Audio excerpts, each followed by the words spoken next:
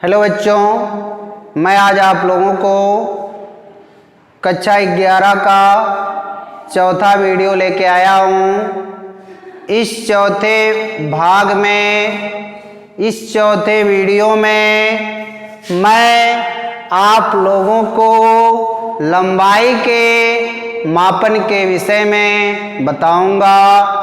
लंबाई का मापन कैसे किया जाता है, इसके विषय में आज आप जानेंगे।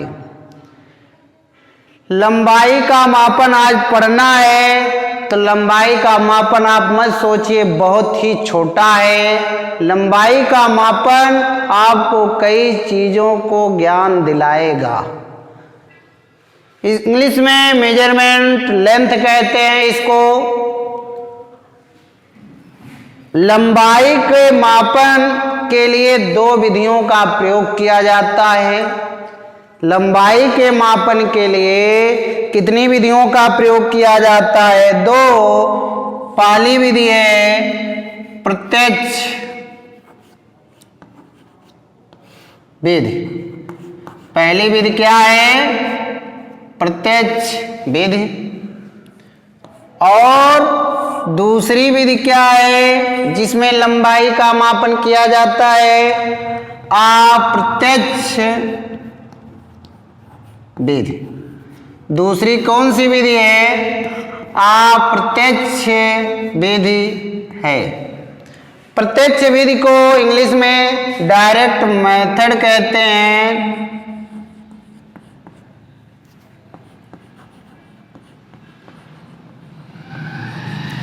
और क्या इनडायरेक्ट, अप्रत्यक्ष विधि को इनडायरेक्ट मेथड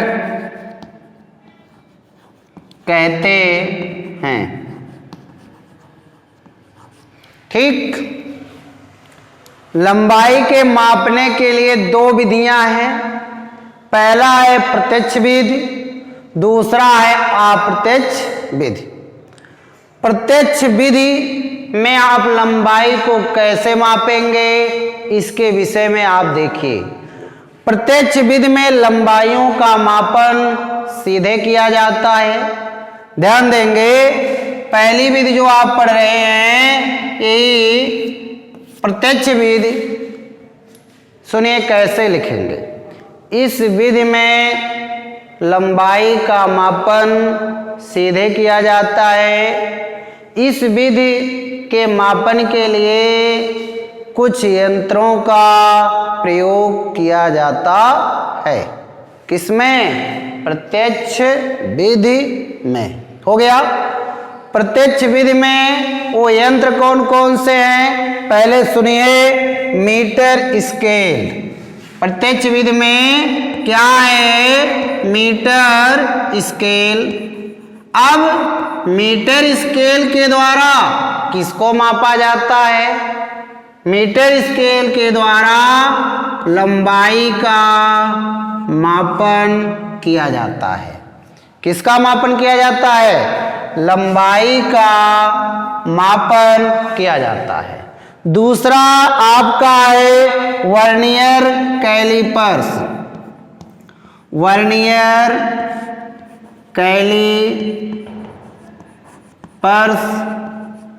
वर्नियर कैलिपर्स के द्वारा किसका मापन होता है? मोटाई का, क्षेत्रफल जो एरिया है उसका मापन किया जाता है। किसके द्वारा? मोटाई के। ठीक। किसके? वर्नियर कैलिपर्स से। गोलीय मापी के द्वारा। कौन सा? गोलीय मापी के द्वारा किसका किया जाएगा बेटा? गोलीय मापी के द्वारा गहराई का मापन किया जाता है। किसका? गहराई का मापन किया जाता है। अगला पेच मापी के द्वारा। किसके द्वारा? पेच मापी, या इसी को स्क्रू गेज भी कहते हैं। क्या कहते हैं? स्क्रू गेज कहते हैं। और इस स्क्रू गेज के द्वारा व्यास को मापा जाता है। पेच मापी के द्वारा क्या मापा जाता है? व्यास का मापन किया जाता है। इतना आया। एक बार आप प्रत्यक्ष विधि के विषय में सुन लीजिए। प्रत्यक्ष विधि में क्या है? इस विधि में दूरियों का मापन सीधे किया जाता है। इस विधि में मापन के लिए कुछ यंत्रों का प्रयोग करते हैं और वे यंत्र हैं मीटर स्केल। मीटर स्केल के द्वारा लंबाई का, वर्नियर कैलिपर्स, वर्नियर कैलिपर्स के द्वारा मोटाई का, गोलीय मापी, गोलीय मापी के द्वारा गहराई का, पेच मापी, पेच मापी के द्वारा, या आप इसे स्क्रू गेज भी कह सकते हैं, और इसके द्वारा व्यास का मापन किया जाता है। इतना हो गया। अब ध्यान देंगे इस विधि में, लंबाई के मापन के इस विधि में 10 की घाते 2 मीटर से 10 की घाते -2 मीटर तक की दूरी, 10 की घाते -5 मीटर तक की दूरी का मापन किया जा सकता है। कौन से?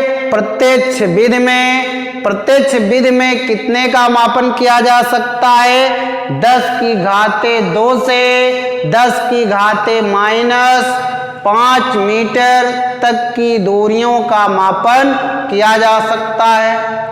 इससे कम अथवा अधिक दूरियों का मापन इसमें नहीं किया जा सकता है। इसकी दूरियों के मापन के लिए, इससे अधिक दूरियों के मापन के लिए आप कौन सी विधि का प्रयोग करेंगे? प्रत्यक्ष विधि का प्रयोग करते हैं। तो इसमें सबसे बड़ी दूरी को जब भी आप मापेंगे, सबसे बड़ी, इससे बड़ी दूरियां 10 की घाते 2 मीटर से 10 की घाते -5 मीटर तक की हो सकती हैं। इतनी दूरियों के मापन के लिए इतनी तक केवल जो सीमित है, इतने तक आप किसमें माप सकते हैं? प्रत्यक्ष विधि में। चलिए अब आप लोगों को आप प्रत्यक्ष विधि के बारे में बताते हैं। इंग्लिश में इसे इनडायरेक्ट मेथड कहते हैं। थोड़ा ध्यान दीजिए।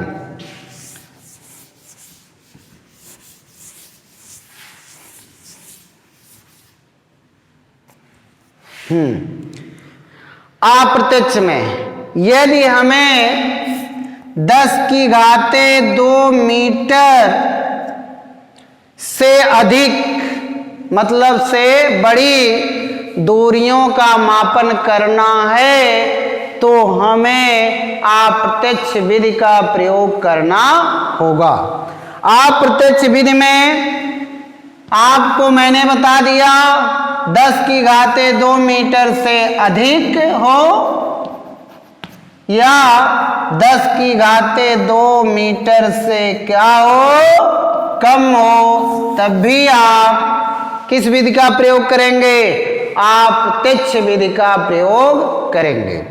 चलिए इसमें सबसे पहले खगोलीय पिंडों की दूरियों का मापन आप लोगों को बताते हैं कि खगोलीय दूरियों का मापन कैसे किया जा सकता है। ठीक है, खगोलीय पिंड हो गए।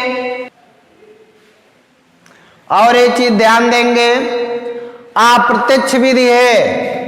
कौन सी विधि है? अप्रत्यक्ष विधि। अप्रत्यक्ष विधि को इनडायरेक्ट मेथड, METH मेथड। ठीक, कौन सा है? Indirect method. इसमें ध्यान देंगे, मैंने अभी बताया इस विधि में दूरियों का मापन कब किया जाता है, जब 10 की घाते 2 मीटर से अधिक हो। ठीक, 10 की घाते 2 मीटर से अधिक या कम दूरियों का मापन इस विधि में किया जाता है। इतना आ गया। अब आप इसमें थोड़ा ध्यान दीजिए, यदि हम बड़ी दूरियों का मापन कर लेते हैं तो हम छोटी दूरी का मापन कर सकते हैं।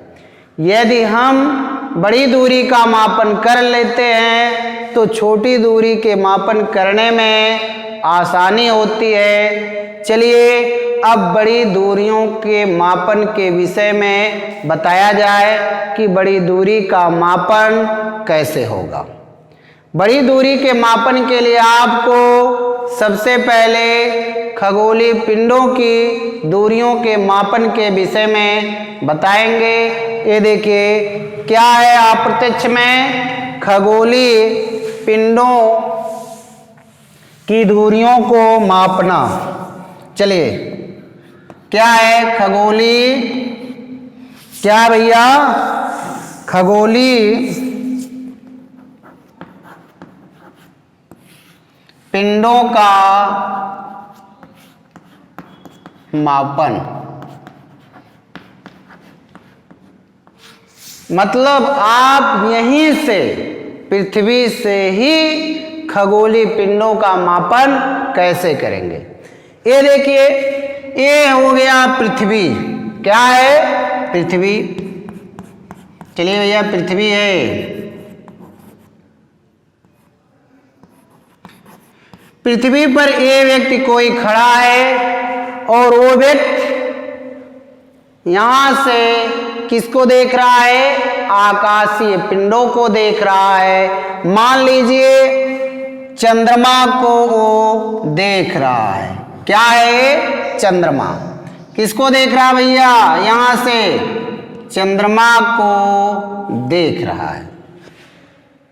अब चलिए, चंद्रमा हो गया, आप यहां लिख सकते हैं चंद्रमा को देख रहा है। अब बताइए इसका व्यास होगा कि नहीं। मान लिया गया इसका व्यास क्या है, PQ है और इसके बीच की दूरी स्मॉल d है। पृथ्वी की सतह से एक बार वो किस तरफ देखेगा, इस तरफ देखेगा, P की तरफ देखेगा, और एक बार किस तरफ देखेगा, Q की तरफ देखेगा। P और Q को देखने पर उसकी आंखों के द्वारा एक कोण अंतरित होता है और एक कोण क्या है, थीटा है। एक चीज, इसे दर्शन कोण भी कहते हैं। किसी वस्तु के द्वारा आंखों पर बनाए गए कोण को दर्शन कोण कहते हैं। और एक चीज, किसी वस्तु के द्वारा हमारी आंखों पर जितना बड़ा दर्शन कोण बनेगा वो वस्तु उतनी ही बड़ी दिखाई देगी। पृथ्वी है, पृथ्वी पर कोई प्रेक्षक है और वो प्रेक्षक आकाशीय पिंडों में को देख रहा है और उसमें सब एक उदाहरण चंद्रमा ले लिया गया है। उस चंद्रमा को वो पृथ्वी से देख रहा है और पृथ्वी से देख रहा है। एक बार अपनी बाईं आंख को बंद करता है, ऐसे दाईं आंख से उसे देखता है। एक बार दाईं आंख बंद करता है तो बाईं आंख से देखता है। तो देखने के बाद उसकी जो त्रिज्या है यहाँ से यहाँ तक वो कितनी है, स्मॉल d तो है, ये है कैपिटल D। ठीक, इतना आया। हम एक सूत्र पढ़े हैं, कोण बराबर होता है चाप बटे त्रिज्या। क्या होता है? चाप बटे त्रिज्या। कोण क्या है? थीटा है। चाप क्या है? ध्यान दीजिएगा, चाप यहां पे चाप जो है वो PQ है। कितना है? PQ है। त्रिज्या क्या है इसकी? आप D लिए हो। अब हमें इस पिंड का आकार ज्ञात करना है, मतलब ये चाप कितना है यही चाप पता हो जाएगा तो पिंड का आकार व पिंड की लंबाई जिसे कहते हैं वो हमें ज्ञात हो जाएगा।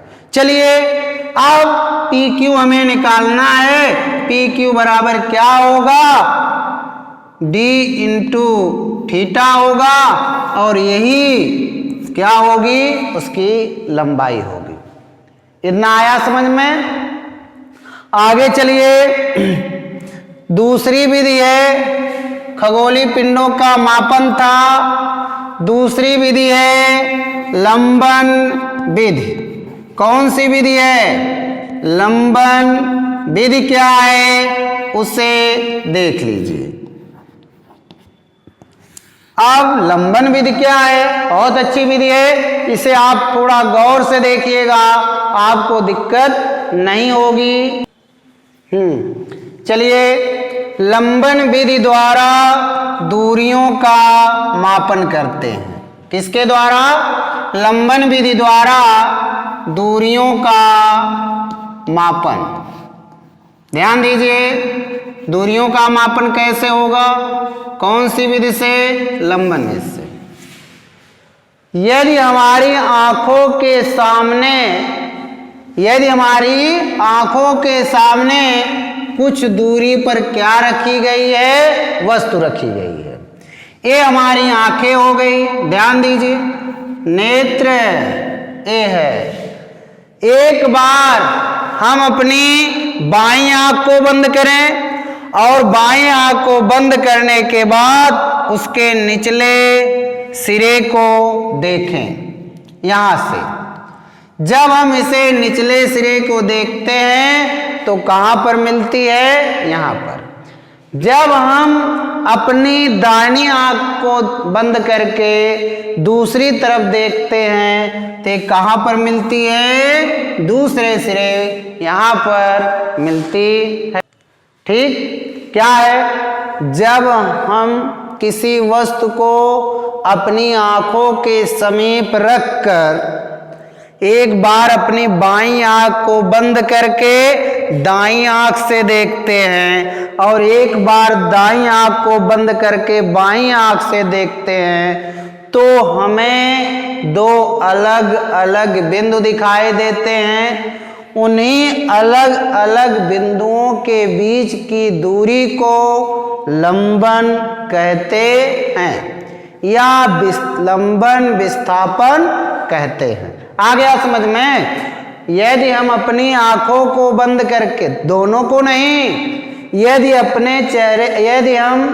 अपने चेहरे के सामने किसी वस्तु को रखकर एक बार बाईं आंख को बंद करके दाईं आंख से देखते हैं और एक बार दाईं आंख बंद करके बाईं आंख से देखते हैं तो हमें दो अलग अलग बिंदु दिखाई देते हैं। अब इन दो अलग अलग बिंदुओं के बीच की दूरी को लंबन कहते हैं और इसे लंबन विस्थापन भी कहते हैं। अब इसके द्वारा जब हम अपनी आंखों से देखें तो यहां पर एक कोण बन गया, थीटा बना। ठीक, यहां पे इसकी लंबाई d ले ली गई, स्मॉल d ले लीजिए और त्रिज्या दूरी यहां से यहां तक कितनी हो जाए? कैपिटल AD हो जाए।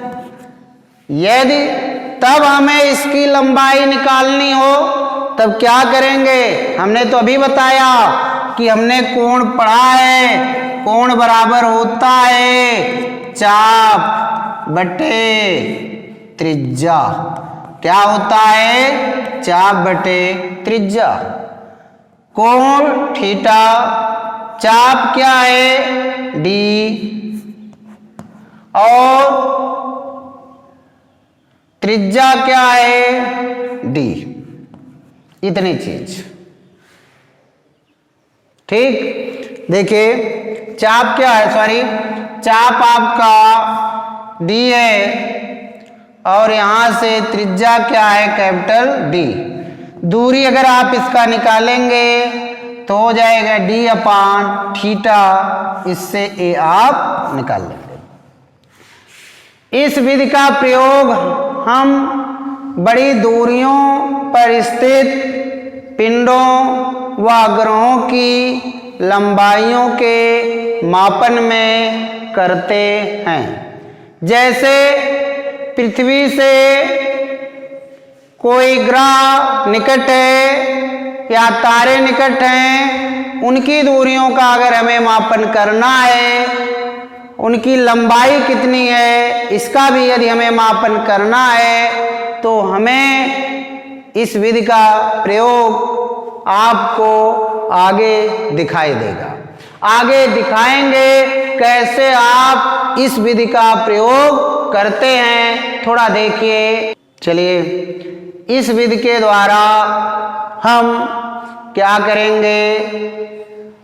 दूर स्थित चंद्रमा, ग्रह, सूर्य स्थित हों, उनके बीच की दूरी हम कैसे निकालेंगे।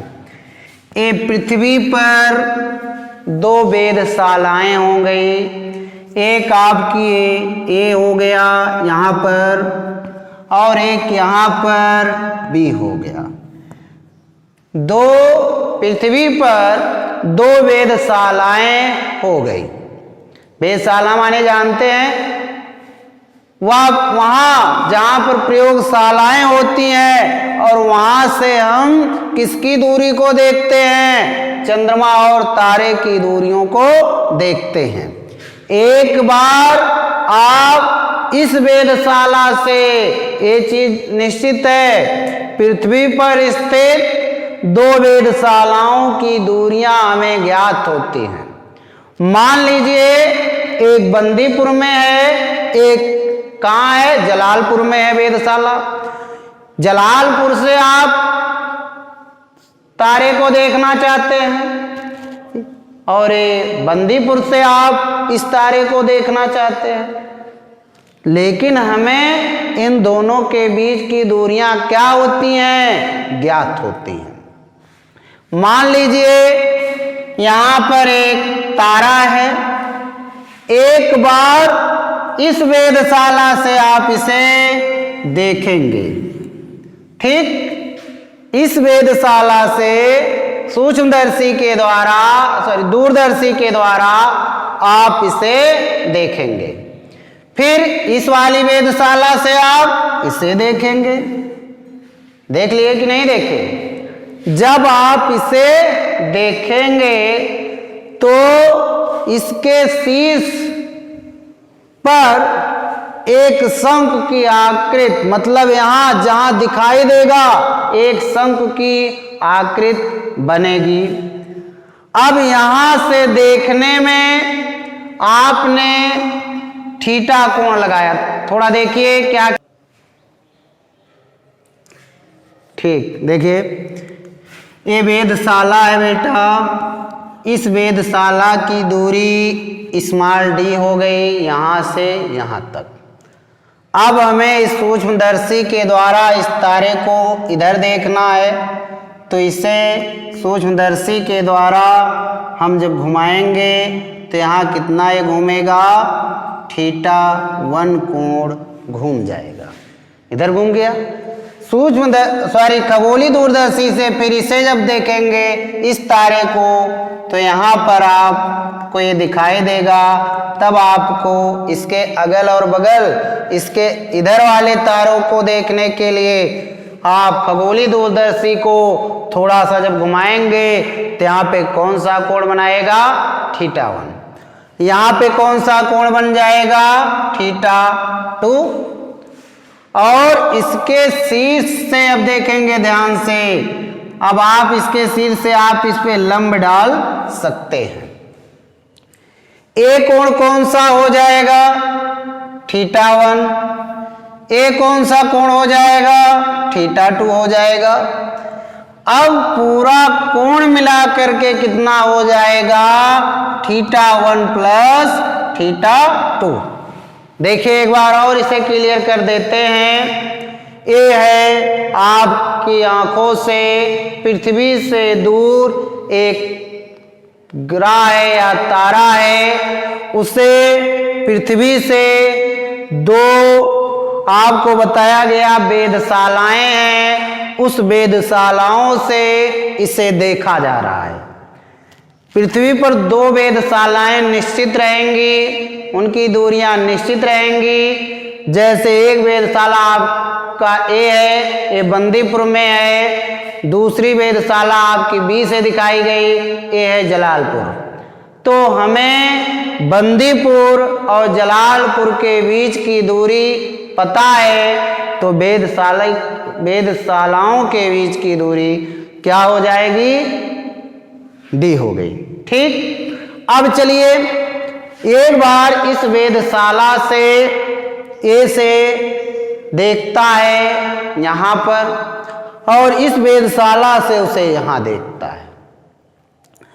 इस वेधशाला के ए से एक तारे को यहां देखता है, और इसे इधर देखने के लिए कितना कोण घुमाना पड़ता है? θ1। यहां से इस तारे को देखने के लिए इस वेधशाला से कितना कोण घुमाना पड़ता है? θ को। ये फिगर कुछ याद आ रहा होगा, इस तरह है, ध्यान देंगे।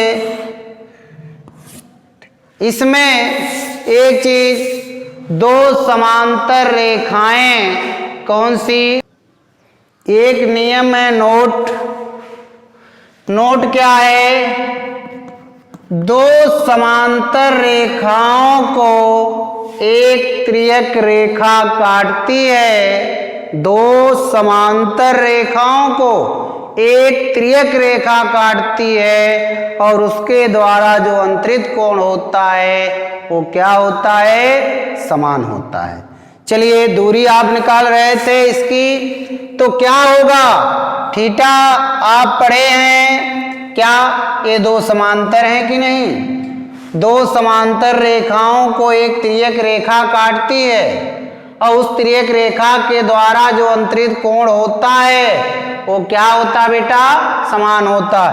θ1 और θ2 है, इन्हें एक त्रियक रेखा काटती है, तो इसके बीच में ये दोनों कोण आपस में जुड़ जाएंगे, और उसके द्वारा अंतरित कोण θ1 प्लस θ2 हो जाएगा। आगे देखिए, अब हमें दूरी निकालनी है। यहां से यहां तक की भी दूरी क्या है? कैपिटल डी है। पढ़ें क्या? कोण बराबर चाप बटे त्रिज्या। कोण क्या बना है? θ1 θ2, चाप क्या है? ए, त्रिज्या क्या है? डी, और यही डी क्या है? दूरी है। तो डी बराबर हो जाएगा θ1 प्लस θ2। तो पृथ्वी की सतह से उस तारे की दूरी आप इस सूत्र से निकाल सकते हैं। बस आज के लिए इस वीडियो में इतना ही। अब अगले भाग में अगला वीडियो रहेगा, आप इसे अच्छी तरह से पढ़िए। आज के लिए इतना ही, अब अगले भाग में मिलेंगे। थैंक्स।